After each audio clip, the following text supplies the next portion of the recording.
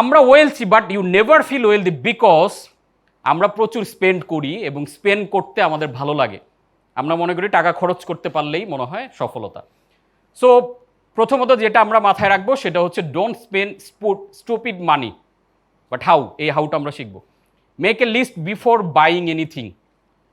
Super শপে যাচ্ছেন, বাজার যেখানে করেন, নো ম্যাটার, আপনি লিস্ট করে নিয়ে যাবেন, লিস্টের বাইরে একটা জিনিসও কিনবেন না। এই কমিটমেন্টগুলো আপনার নিজের মধ্যে তৈরি করতেই হবে, এর বিকল্প কোনো কিছু নাই যে আমি লিস্ট করে নিয়ে গেছি এটা এই 10টা জিনিস, 11 নাম্বার কোনো জিনিস আমি কিনবো না।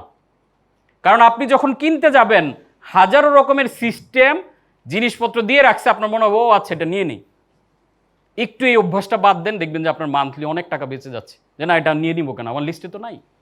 দরকার হইলে এটা কিনবো, বাট নেক্সট যেদিন আসবো ওই লিস্ট এটাকে রাখবো। বোঝা গেছে?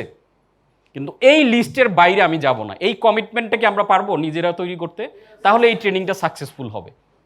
আদারওয়াইজ এগুলো শুনে যাব আমরা, পরে আমাদের লাইফে এগুলো কাজে লাগবে না। তারপর ডোন্ট বাই আনলিস্টেড থিং, যেটা আমরা বলছিলাম ইম্পালসিভলি, ওই যে আমরা টিস্যু কিনতে গিয়ে 5,000 টাকা খরচ করে বসে আছি। মানে এটা আমিও করেছি, আমি প্রচুর টাকা আর্ন করেছি লাইফে, প্রচুর টাকা। বিলিভ মি অর নট, আমি কেন এই ট্রেনিং করাচ্ছি, আমি এত টাকা আর্ন করে আমি নিজেও কিন্তু রাখতে পারি না। এখন আমি যেইভাবে ম্যাচিউর, এই ব্যাপারগুলো ক্লিয়ার, টাকা দিয়ে কিভাবে কেমনি কি করা যায় এইটা এখন বুঝে গেছি।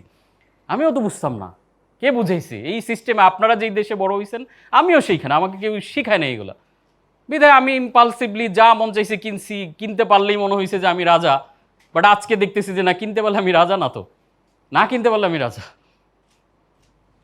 সো দেন 4 নাম্বার খুব important, uses cash not card or MFC. এটা খুবই ডেঞ্জারাস জিনিস। দেখেন আমাদের এখন স্যালারি কিসে আসে? ব্যাংক অ্যাকাউন্টে আসে, বিকাশে আসে, সমস্ত লেনদেন জাস্ট 2টা ক্লিক করলে টাকাটা আপনার পকেট থেকে চলে যায়। দেখেন টাকা নেওয়ার রাস্তাটা কত সহজ। আপনার পকেটে এই টাকাটা আনতে কি খবর হয় এটা আপনি জানেন না?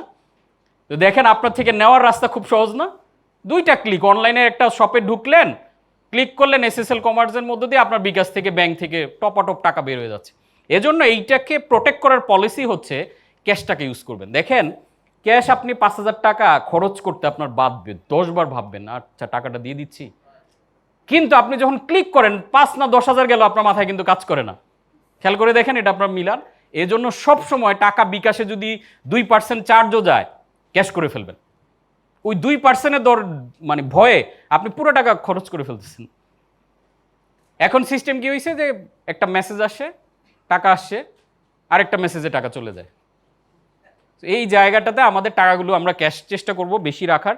কেন ক্যাশ করবো, আরও ডিটেল মজার মজার ইনফরমেশন আছে। Don't use credit money to purchase.